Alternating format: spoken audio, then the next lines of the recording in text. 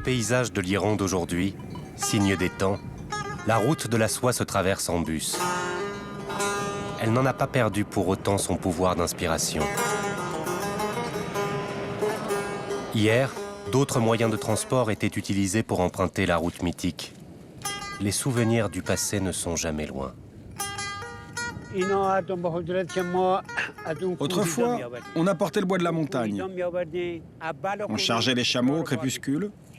Le soir, on arrivait à notre rythme jusqu'ici. Puis on déchargeait les marchandises. C'est ce que me racontait mon grand-père. À l'époque, vous savez, il n'y avait pas de voiture. Aujourd'hui, il y a beaucoup de passages par ici. Il y en a plus car ils ont construit une route goudronnée. Une véritable route asphaltée. Cette route qu'évoque le vieil homme est la même qu'emprunta jadis Marco Polo, marchand vénitien parti en 1272 de la cité italienne à la découverte de la Chine. Longtemps interrompue, car concurrencée par les mers, l'ancienne route semble reprendre du service. Et c'est en bus que les voyageurs l'empruntent désormais. La mécanique a remplacé les chameaux et les chevaux.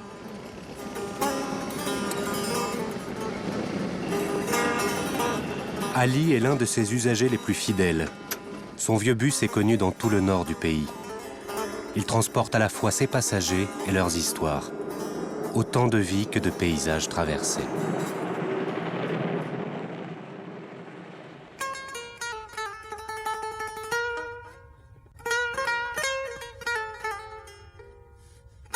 Notre voyage débute à Téhéran, la capitale. De là, le bus monte jusqu'à 2000 mètres dans les montagnes qui dominent le nord. Puis il redescend sur la plaine qui longe l'immense mer Caspienne. C'est entre forêt et steppe que le bus et ses passagers rejoignent Gorgan, la capitale du Golestan, notre destination.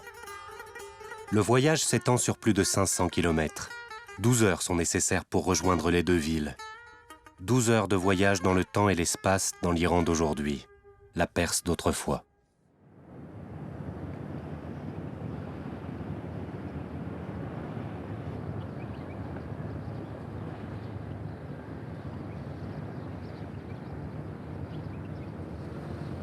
Quand Marco Polo arrive à Téhéran, il découvre une cité commerçante.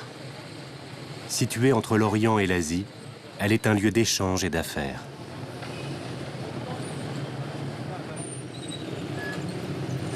La Perse dépendait de l'empire mongol des Grands Khans, qui s'étendait de la mer de Chine jusqu'à l'Adriatique. Cette conquête avait ouvert la Chine aux marchands des cités italiennes, ravivant le commerce entre le Vieil Orient et l'Occident naissant. Le bazar de Téhéran devint alors l'un des poumons de ce commerce mondial. Depuis sa création, Téhéran est divisé en 12 quartiers, des mahallés. Chaque quartier est dirigé par un ancien qui décide de sa politique et de ses règles. En 1915, la ville devient une métropole. 13 millions d'Iraniens y habitent aujourd'hui, sur les 67 millions que compte le pays. L'Iran est musulmane depuis le 8e siècle. Mais très vite, elle suit son propre chemin et s'ouvre au schisme qui donne une place plus grande au Coran, mais aussi à ceux qui en ont la charge, le clergé et ses mollahs. Ceux-là même qui, en 1979, prendront le pouvoir à la faveur d'une révolution. Chaque vendredi matin, pendant la grande prière à l'université de Téhéran, des milliers de fidèles se rassemblent pour écouter les prêches des grands ayatollahs.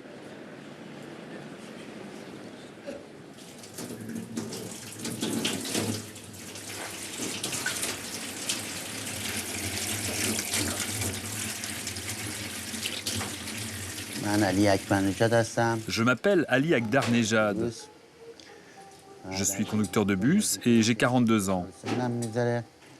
Ça fait 16 ans que je suis chauffeur et que je parcours la route.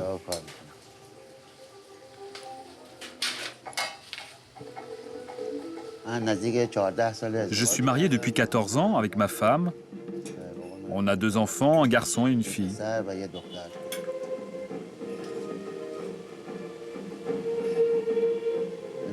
Mon travail fait que je suis toujours sur la route nuit et jour. La plupart du temps, alors que je devrais être auprès de ma femme et de mes enfants, je ne suis pas là. Je suis sur la route avec mes collègues et avec les passagers.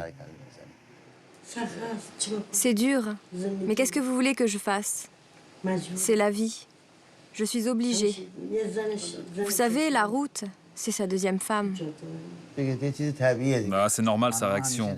Les femmes s'inquiètent toujours de tout. Vous savez, dès qu'un passager m'appelle pour demander de lui réserver une place, elle me questionne, qui c'est, qu'est-ce qu'il te voulait. Les femmes sont comme ça, c'est leur caractère. Même lorsqu'elle est avec moi dans le bus et qu'une femme vient me demander un renseignement, elle me dit « Qu'est-ce qu'elle te voulait ?» Je suis sûr que c'est pour elle que tu veux aller travailler.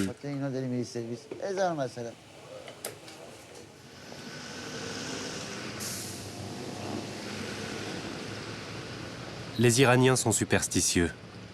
Chaque matin, Ali effectue ce même geste, que l'on appelle la zakat. Un musulman doit commencer sa journée par l'aumône. Il faut donner l'aumône. Tu mets l'aumône là, c'est écrit, regarde.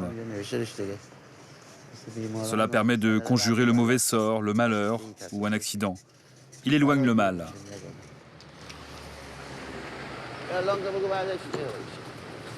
Chapour est l'assistant d'Ali. Il le rejoint comme tous les matins à 7 heures. Les deux hommes se connaissent depuis des années et ont décidé il y a 2 ans d'acheter ce vieux bus.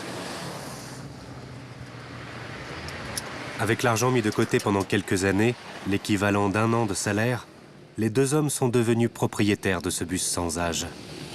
C'est leur petite entreprise. Un peu sur le principe des taxis, Ali et Chapour ont dû acheter une licence et s'affilier à une société de transport.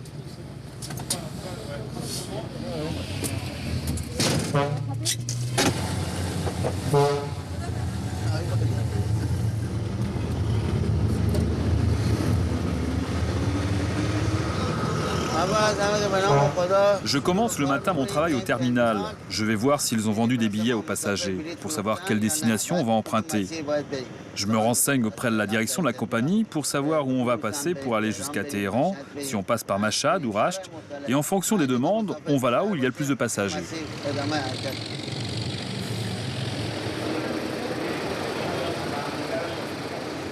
Le pari est osé pour les deux hommes. Faire concurrence aux compagnies qui ont pignon sur rue et qui possèdent surtout des bus dernier cri robustes et fiables.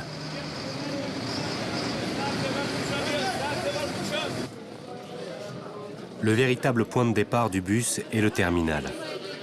Le lieu est symbolique, à la croisée des religions et des civilisations entre le Moyen-Orient à l'ouest et l'Asie plus à l'est. Iraniens, Turkmènes, Afghans ou Turcs s'y croisent. Près de 500 bus quittent le terminal chaque jour pour rejoindre les 4 coins du pays.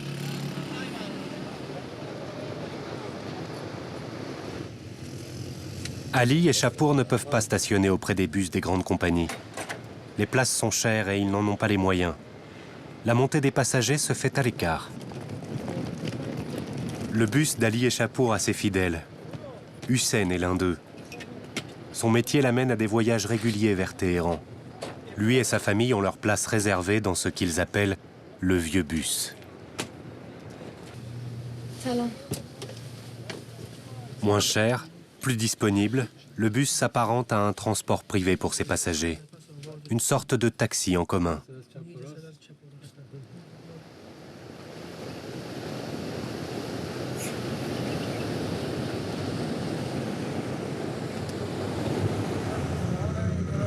Pour Hussein, chaque trajet est l'occasion de retrouver d'autres habitués.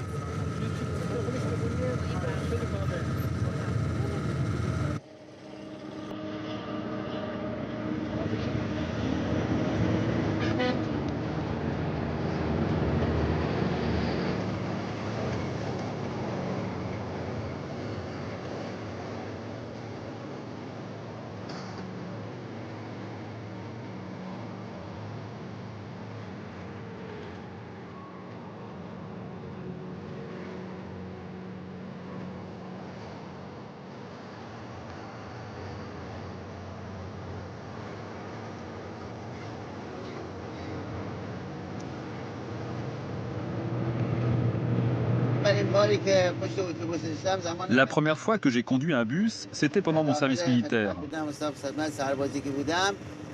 J'étais soldat et j'effectuais mon service dans l'armée de l'air. Je n'avais pas le permis de conduire pour les poids lourds ou encore pour les bus. Ils avaient besoin d'envoyer un bus pour transporter les familles des militaires, mais ils n'avaient pas trouvé de chauffeur. J'ai dit à mon supérieur, j'en suis capable, je peux conduire ce bus. Et il m'a répondu, si tu peux t'en sortir avec ce bus, assieds-toi et vas-y. Et j'ai dit oui.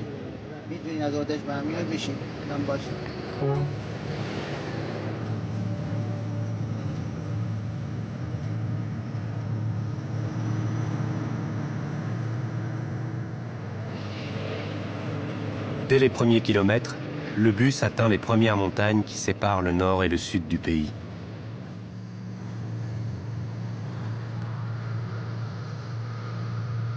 Ces montagnes, qui forment la chaîne de l'Alborz, ont été pendant les guerres et les invasions une sorte de forteresse protégeant un temps la Perse des Mongols au XIIe siècle et des Ouzbeks au XVIIe.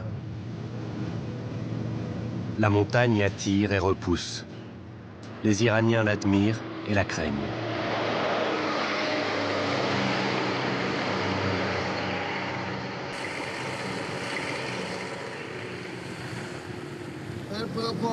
Quand il y a du mauvais temps, si j'utilise les deux essuie-glaces en même temps, la neige va s'accumuler dessus et les casser. Mais si un seul essuie-glace travaille, ça ne fatiguera pas le moteur et on tiendra avec un seul jusqu'à destination. Quand les essuie-glaces ne fonctionnent plus du tout, on étale même de l'oignon pour ne pas que la pluie gêne. Ça nettoie le pare-brise et surtout il ne gèle pas.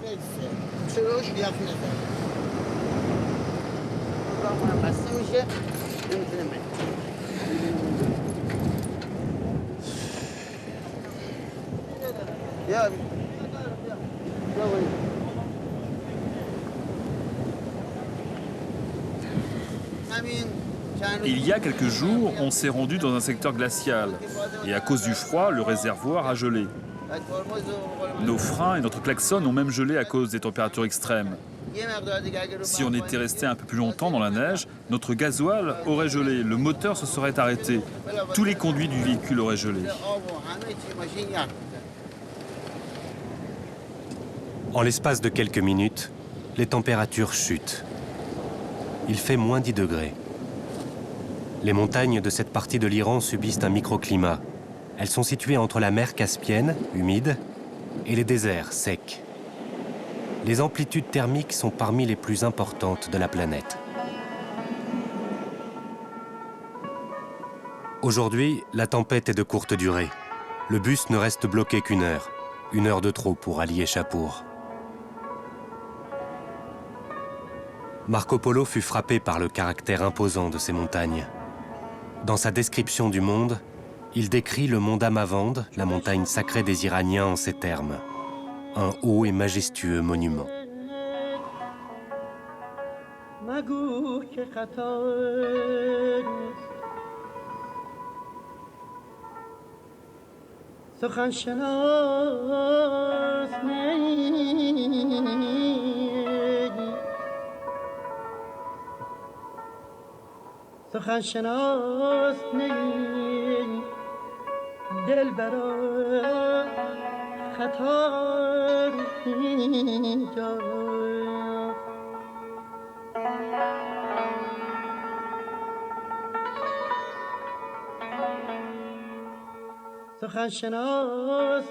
Les commerçants de la route de la soie avaient choisi de tracer leur itinéraire à travers ces montagnes pour s'épargner la chaleur torride de l'été. En attribuant un caractère sacré à ces montagnes, les commerçants espéraient alors contenir la crainte que ces massifs leur inspiraient.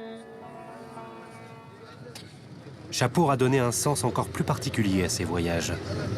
L'homme a eu un grave accident il y a quelques années à bord d'un autre bus. Il s'en est sorti miraculeusement. Le conducteur du camion qui arrivait en face s'était endormi et il a foncé sur notre véhicule. On l'a vu venir, on voulait reculer, mais on n'avait pas l'espace pour le faire. Et il a fini par nous percuter. Le chauffeur de bus est mort et quelques passagers aussi sont morts. Les autres étaient tous blessés. Moi, je dormais dans le fond, je suis tombé. Et le choc m'a cassé le dos. C'était il y a 5 ans. Et aujourd'hui, j'essaie de gagner mon pain tout en traînant mon malheur. Malgré son vieil âge, le bus d'Ali Echapour n'a jamais eu d'accident. Près d'1 million de kilomètres au compteur. Les passagers font confiance à Ali car ils savent qu'il roule prudemment au volant de son bus. Ali ne néglige aucun contrôle, aucune révision. Pour Hussein, l'arrivée est proche. Il va rejoindre la petite ville de Cordoue, connue pour accueillir des artistes depuis la nuit des temps.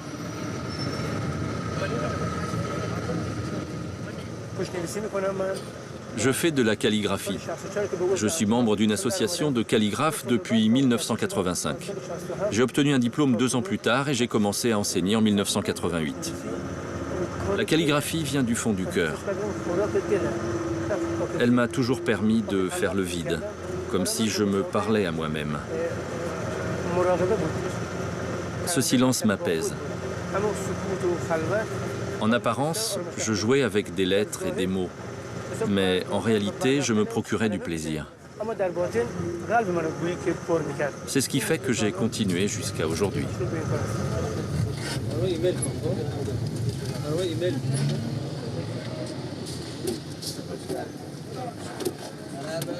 Après 5 heures de route, le bus affiche près de 300 km.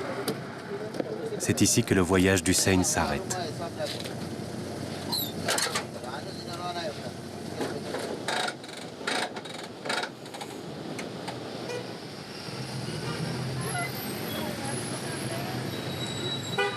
Hussein anime chaque semaine un cours de calligraphie à une dizaine d'élèves.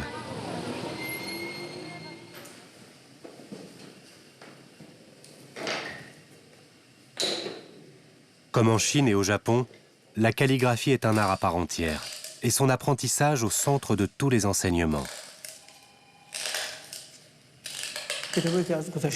Les livres dont nous avons hérité du passé existent grâce à la calligraphie. Ils ont été recopiés sur le principe de la calligraphie. Autrefois, il y a plus de 1000 ans, tout s'apprenait d'un individu à un autre. Ça se faisait de bouche à oreille. C'était comme ça aussi pour la calligraphie. Avant l'invention de l'imprimerie, elle se transmettait oralement. Quand l'élève venait voir le professeur, il n'y avait pas d'imprimerie. Le professeur écrivait sur sa main, puis il effaçait. Il lui disait « Tu as appris ?» et l'élève allait travailler ce qu'il avait enregistré dans sa tête. Mais aujourd'hui, on a l'imprimerie, on va sur Internet. C'est devenu tellement plus pratique.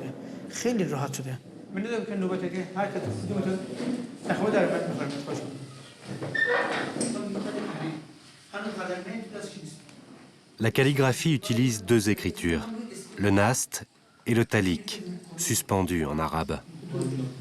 Le nast est employé pour écrire le Coran. Le talik s'utilise peu car trop complexe.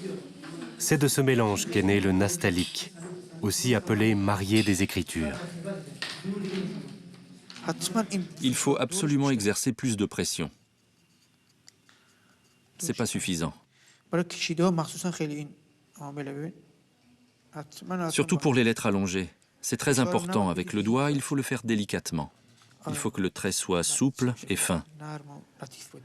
La profondeur des lettres allongées est équivalent à un point. Ça doit être léger aussi. Et ça, c'est très réussi.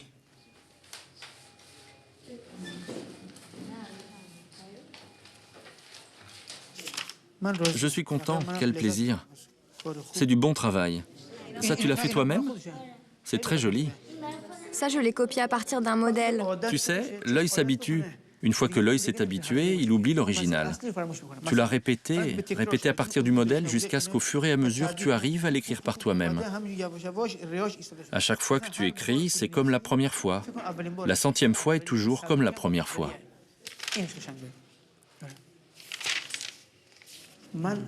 Moi, j'essaie de choisir des extraits qui ont une certaine portée, comme les poètes Hafez, Maulana, Saadi. Ils sont très anciens et ils représentent d'une certaine façon ma culture. Je choisis plutôt des sujets soufis, philosophiques et humanistes.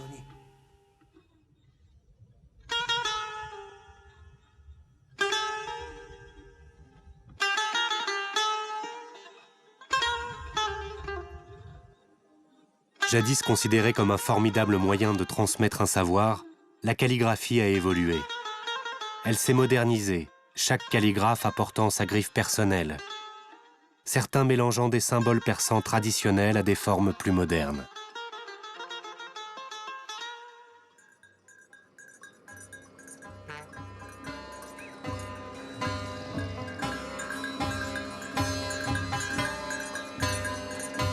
Kilomètre 400.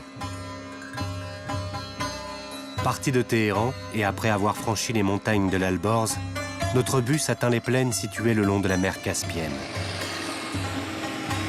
Une formidable ligne droite entre mer et montagne.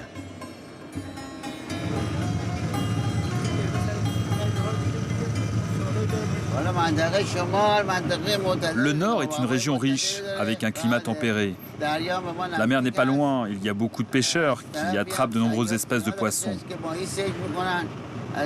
Du point de vue agricole, regarde, tu vois ces moutons là-bas, au bord de la route. Il y a pas mal d'élevage. Il y a aussi des cultures. Regarde ces grands espaces. Les gens d'ici sont généralement agriculteurs, pêcheurs, pour certains éleveurs. C'est une belle région qui permet cette diversité et qui nous permet de faire tout ça.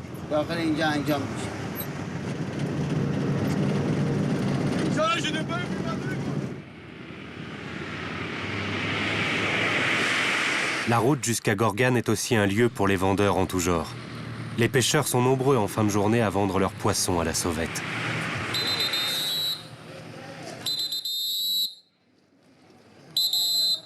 Nous sommes à une encablure de la mer Caspienne. Tous les villages du coin ont leur coopérative de pêche. Ici, 80 pêcheurs vivent et travaillent une bonne partie de l'année. Reza Kanani y travaille depuis plus de 20 ans. Il a appris tous les métiers de la coopérative. L'hiver, notre travail, c'est la pêche. Et l'été, comme on n'a plus de travail, on a des terres. On va faire de l'agriculture. On plante du blé, de l'orge, en quantité suffisante pour se nourrir. Pas pour vendre, mais pour nos propres besoins. C'est pas pour le commerce.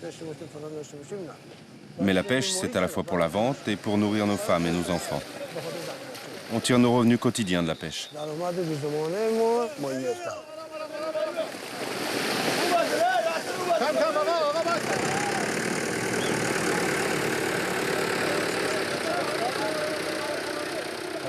Sur les 80 pêcheurs ici, tous sont assurés d'avoir du travail jusqu'à 60 ans. Après 60 ans, ils toucheront une retraite. C'est comme ça, le travail de la pêche dans la région.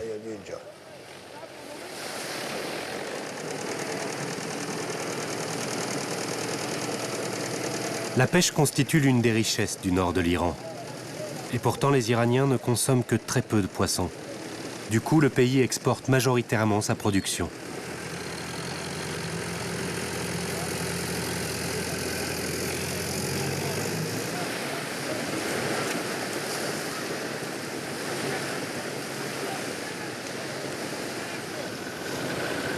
Les bords de la mer Caspienne sont parcourus de courants chauds qui attirent les poissons blancs. Pour les attraper, Reza et ses collègues pratiquent la pêche à la senne. Cette technique consiste à encercler le poisson à l'aide de filets longs de plusieurs kilomètres que l'on déploie depuis la terre.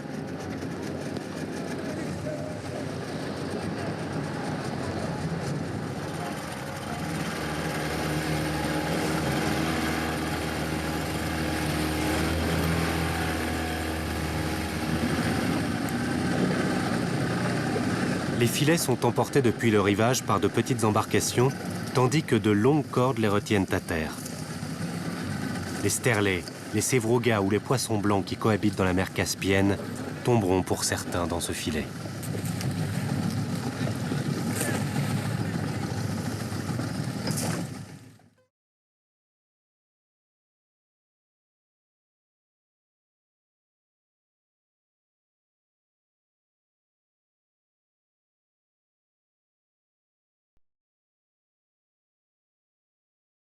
Une fois le filet installé, il faut attendre que les poissons tombent dans le piège. Cela peut prendre de longues heures selon la force du courant.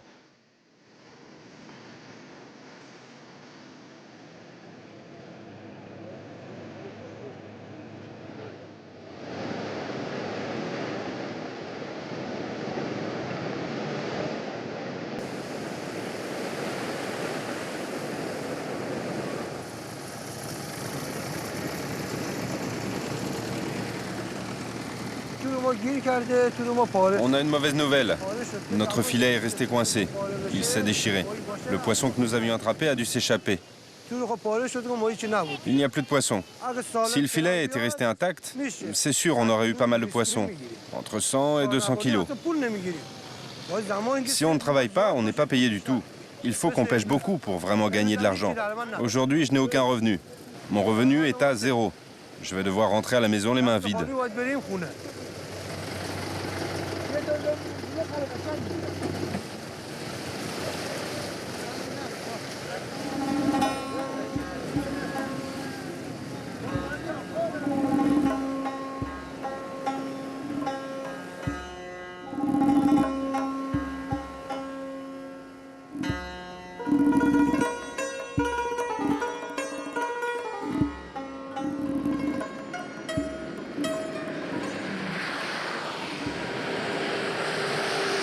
Ali et Chapour doivent eux aussi rester à l'affût. S'ils veulent concurrencer les bus modernes des grandes compagnies, ils doivent faire preuve de souplesse, improviser les arrêts à la demande des passagers ou pour charger de nouveaux clients. Saïd, sa femme et son fils viennent de visiter leur famille. Avant de rejoindre leur domicile, ils veulent comme souvent faire un arrêt dans le sanctuaire de Bastam. Bastam est à la fois un lieu historique et un lieu de pèlerinage. Historique parce qu'il date de 1425. C'est aussi un lieu de pèlerinage parce qu'il rend hommage à Bastami, un grand sage. Il est l'un des grands soufis iraniens. On vient aussi se recueillir sur le tombeau d'un des membres de la famille du 6e imam des chiites. Dès que j'en ai l'occasion, j'essaie de me rendre au mausolée du cheikh Bayazid Bastami et de cheikh Hassan Kaleghani, un autre grand mystique. Et forcément, je dois emprunter ce trajet en bus.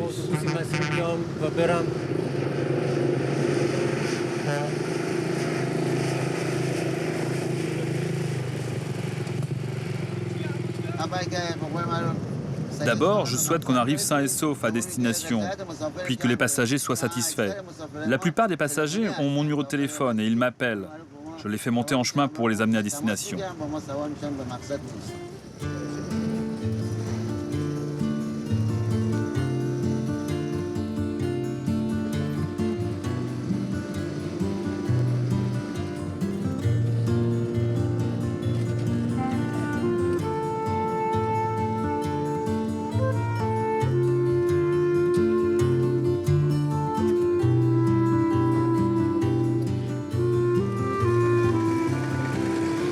Même si les villages ne prospèrent plus comme autrefois grâce au commerce, l'industrie de la pêche ou encore l'agriculture permettent à ses habitants de vivre. Bastam est un lieu de pèlerinage pour les musulmans qui, comme Saïd, pratiquent le soufisme.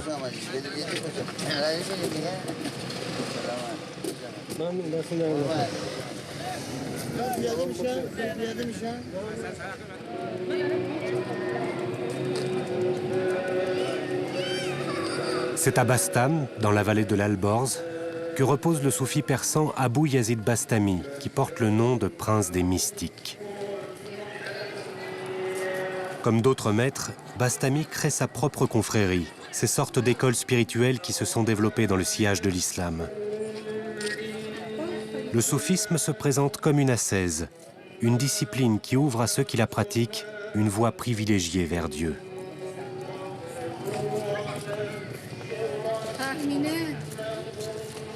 Saïd et sa famille se rendent pour la 8e fois en pèlerinage sur le tombeau d'Abou Yazid Bastami.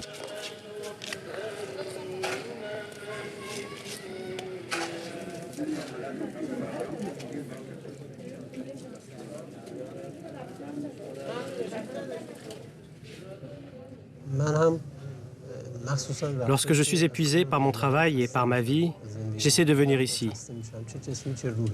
Je sais que je peux retrouver ici le calme et la sérénité, évacuer ma fatigue pour être prêt à me remettre au travail. Et je me sens bien. Ça me donne un bon sentiment. Ce sentiment est à la fois mystique et religieux.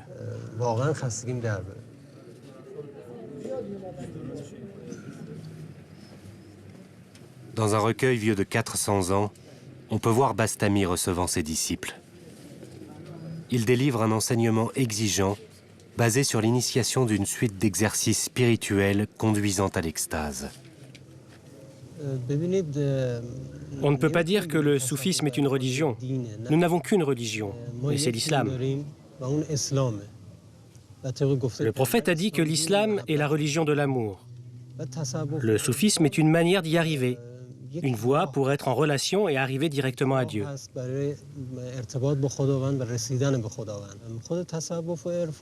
Le soufisme est composé de 3 éléments qu'on ne peut séparer. Le premier, c'est la charia, puis la tariqa, la voie, et la vérité. Par exemple, on peut dire que la charia, c'est comme savoir une science médicale. La tariqa, c'est comme prescrire des médicaments, et la vérité, c'est la guérison.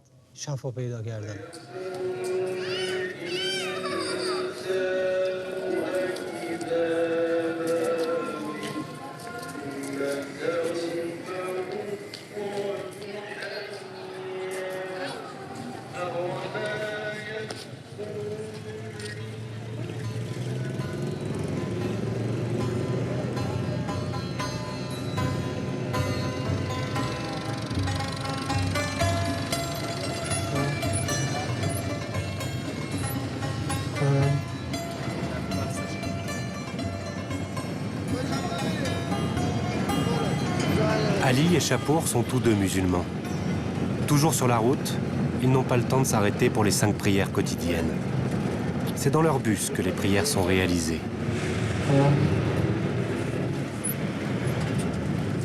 Dans cette région du Nord, si les bus prennent en charge les grands voyages, les taxis prennent le relais pour les petits trajets. Esmat est chauffeur de taxi. Depuis 2 ans, elle appartient à l'unique agence féminine de taxi de la région, la Sama Vigé Compagnie. J'aime la conduite depuis l'enfance. Et c'est pour ça que lorsque l'agence de taxi a été inaugurée, je me suis présentée pour travailler avec eux. Sinon, je n'avais pas vraiment besoin de travailler. Vous savez, mon mari a déjà un emploi. Il est salarié. C'est pour l'amour de la conduite que j'ai eu envie de le faire. Et vous savez, à mon âge, à 52 ans,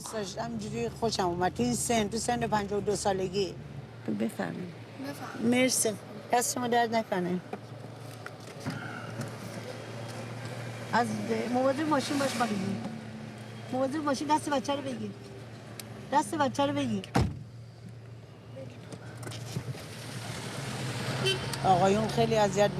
Les chauffeurs de taxi hommes nous ont beaucoup ennuyés au début. Ils ne nous laissaient pas passer dans la rue, mais maintenant ils se sont habitués. Surtout lorsqu'on allait mettre de l'essence, dans la file d'attente, ils nous disaient des choses qu'il vaut mieux ne pas répéter. Mais malgré tout ça, on s'est habitué et on a laissé les gens se faire à l'idée qu'en Iran, une femme peut exercer tout type de métier et pas seulement la conduite.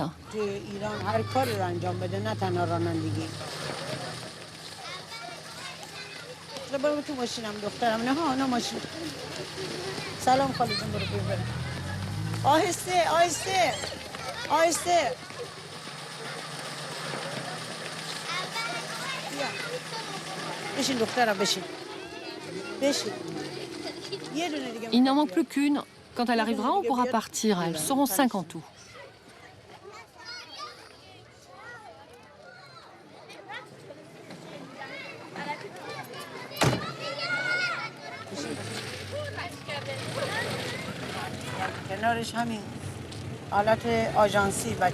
Je fais le taxi, j'accompagne les enfants, n'importe quelle femme, mais on n'a pas le droit de faire monter des hommes.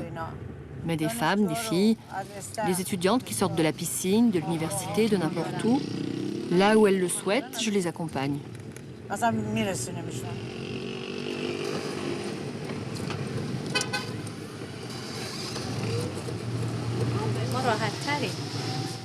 On a l'esprit plus tranquille parce que les femmes font plus attention que les hommes. Les hommes, parfois, ils mettent la musique à fond et appuient sur le champignon. Les femmes sont plus concentrées.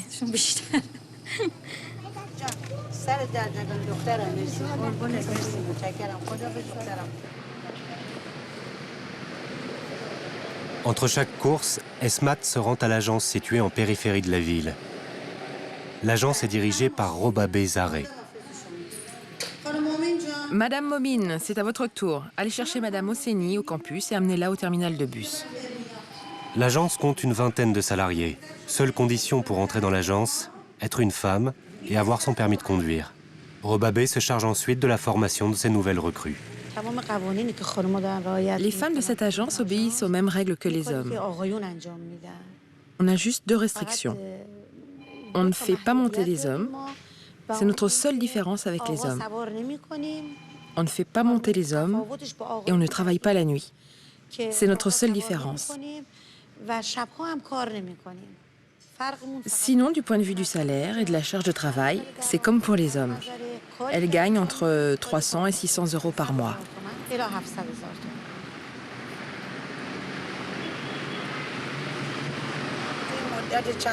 Depuis quelques années, les femmes sont déterminées et elles prennent de plus en plus d'initiatives.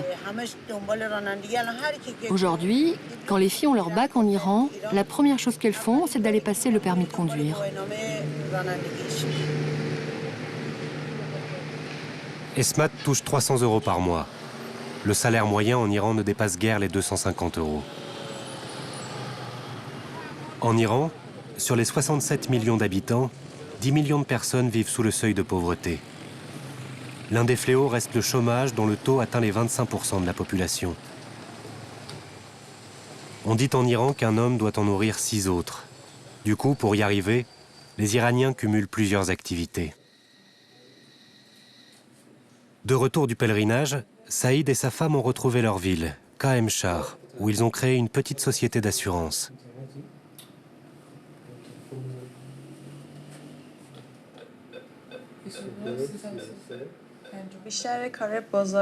Le travail commercial qui consiste à trouver de nouveaux clients, c'est Saïd qui s'en charge. Et le travail administratif, entrer les informations dans l'ordinateur, remplir les formulaires, l'informatique, c'est moi. Sinon, c'est moi qui fais tout à la maison. Non, elle plaisante. À la maison, j'essaie de faire des choses. Hier soir, elle s'est fait mal au poignet. J'ai beaucoup essayé de l'aider. Même pour faire à manger, j'ai épluché des patates. Je l'ai aidée. J'ai fait un peu de vaisselle. C'est moi qui fais la plupart des choses. Et Saïd s'occupe de manger.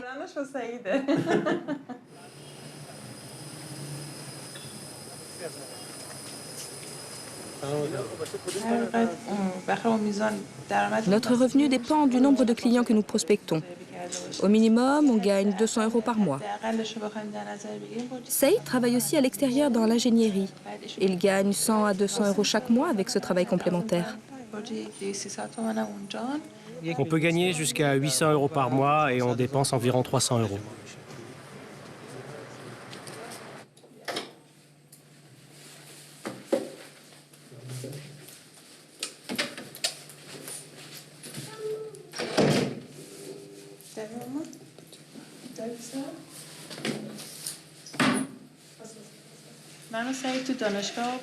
Saïd et moi, on étudiait dans la même université. Lui étudiait l'électricité et moi la comptabilité. Saïd était en dernière année de fac, moi en première année. Un magazine a été créé à la fac. Saïd et moi, on s'est rencontrés au sein de ce magazine. Lui, il était dans la partie culturelle et moi, je dessinais des caricatures. On s'est connus comme ça, puis on s'est fiancés un mois plus tard et on s'est mariés.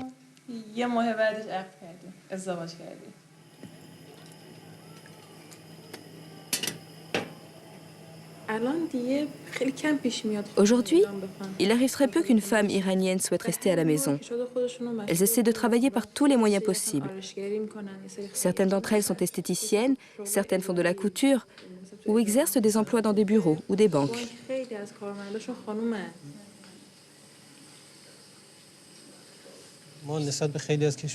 Nous, par rapport à d'autres pays, on subit l'embargo et les sanctions économiques. On ne peut toujours pas importer certains produits. Et on a eu 8 ans de guerre avec l'Irak. On a perdu beaucoup de jeunes durant cette guerre. Beaucoup, beaucoup. C'était des gens bien. Beaucoup étaient étudiants, ingénieurs, religieux. On les a perdus et notre pays a pâti de ces 8 années de guerre. On est toujours en train de reconstruire notre pays. Saïd et Mali envisagent d'acheter une maison. Ils mettent eux aussi de l'argent de côté. Les crédits sont rares en Iran.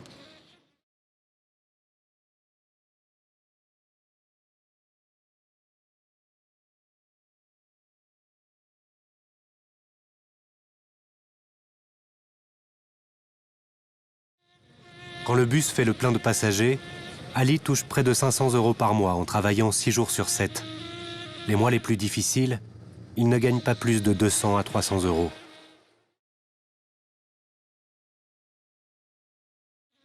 La fin de notre voyage.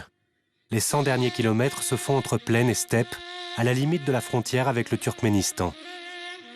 Et les arrêts y sont rares, les habitants aussi.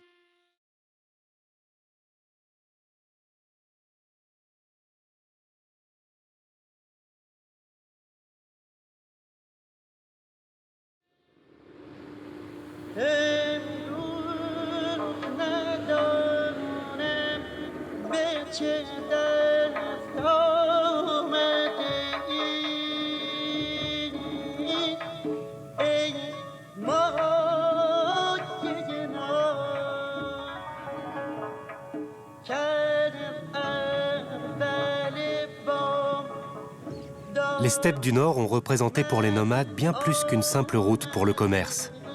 C'est par elles qu'ils ont conquis l'Orient jusqu'aux confins de l'Occident. Les nomades étaient par la force des choses de grands éleveurs de chevaux. Annaba est un descendant de ces éleveurs réputés. Il élève une espèce turkmène très recherchée, l'Akhalteke. D'abord utilisé comme cheval de guerre par les Russes lors de la conquête des territoires d'Asie centrale, il est devenu au fil du temps un cheval de course très prisé en Iran. Il faut les nourrir suffisamment tous les jours. Environ 6 portions par jour, pratiquement 6 fois par jour. On doit retirer les couvertures 2 fois par jour. On doit les brosser, les nettoyer entièrement. Il faut être à leur service, les monter, les emmener en promenade, tout ça pour qu'ils remportent des prix.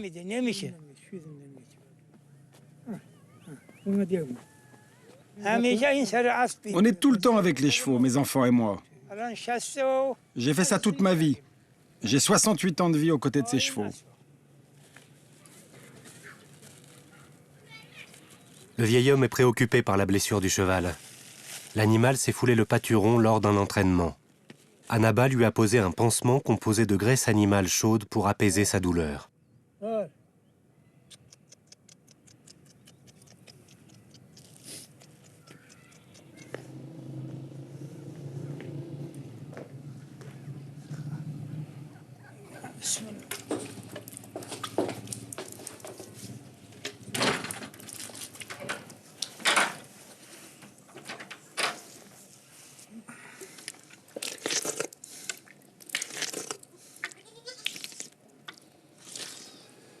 Les Turkmènes ont élu domicile dans cette partie nord de l'Iran. Depuis, ils y sont restés, vivant de culture et d'élevage de chevaux. Peu de choses séparent les Iraniens du nord des Turkmènes. La seule vraie différence est religieuse. Les Turkmènes sont sunnites, les Iraniens chiites. Annaba vit avec sa famille. Il a 5 enfants de la même femme. Le repas du midi est l'occasion pour lui de rassembler les siens. C'est une coutume d'être en famille. Ça fait très longtemps. Autrefois, on était enfants comme eux et les plus anciens nous apprenaient. Mon fils s'occupe des chevaux. Elles, les femmes, ont leurs propres occupations. Les hommes en ont d'autres. Je sais que mon fils n'ira pas faire un autre travail. Vous voyez, il est avec moi, auprès des chevaux. Lui, il est léger. Il peut monter les chevaux pour les courses. Si on lui proposait un autre métier, il dirait non, je reste ici.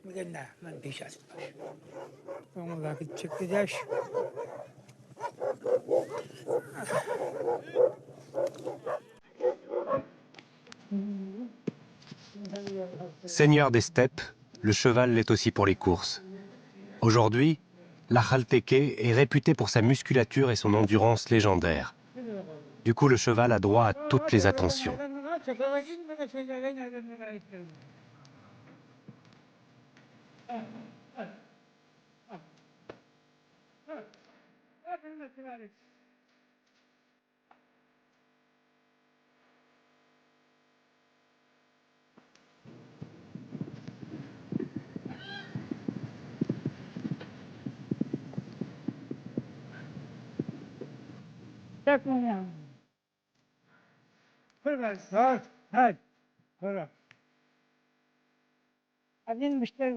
S'il dépasse ce poids-là, on ne pourra pas le faire courir.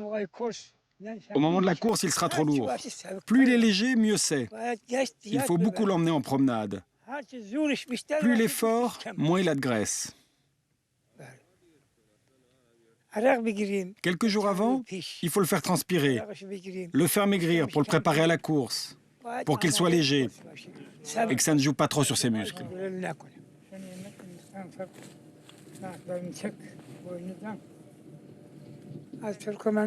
Entre mes 4 chevaux turkmènes, celui-ci est le meilleur.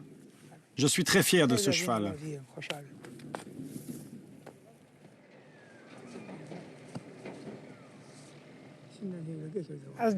Les Turkmènes sont nés à dos de cheval. Avant, il n'y avait rien. Pas de voiture, que des chevaux. Entre les mains des Turkmènes, le cheval ne disparaîtra jamais.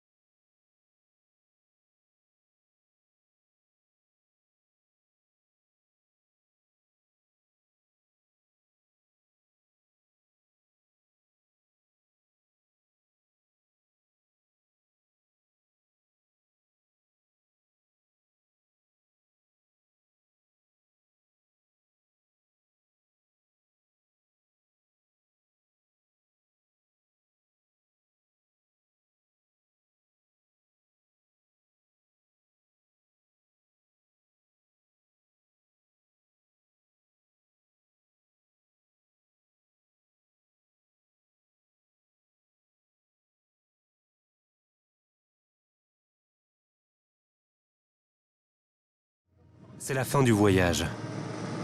Le bus entame ses 40 derniers kilomètres avant d'atteindre Gorgan.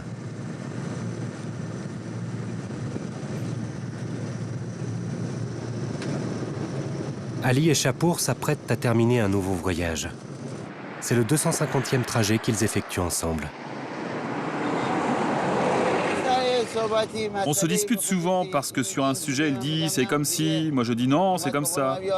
Il dit que c'est moi qui ai tort, moi je dis que c'est lui. On discute, on s'engueule et puis on se réconcilie. On se réconcilie toujours 1 heure plus tard. Ah, ce sont des choses qui arrivent, vous savez. On se dispute toujours. On se dispute 1 jour sur 2. Mais si on devait se séparer, ça serait dur. Il ne faut pas trop s'attacher parce qu'à la fin, il faudra se séparer. Vous savez, à la fin de chaque chose, il y a toujours une séparation.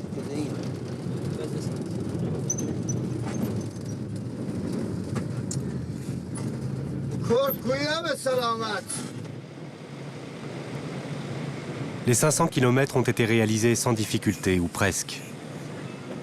Gorgan est le terminus du bus.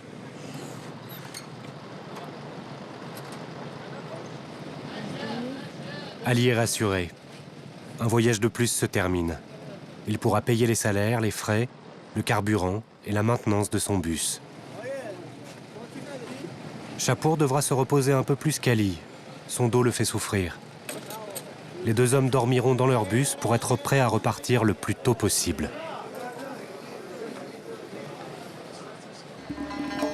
Une nuit suffira pour que l'homme et la machine se reposent avant de repartir dès les premières heures de la matinée. Les 2 hommes envisagent d'acheter un 2e bus pour le sud. Mais ils devront d'abord finir de payer le vieux bus avant de se lancer dans une nouvelle entreprise.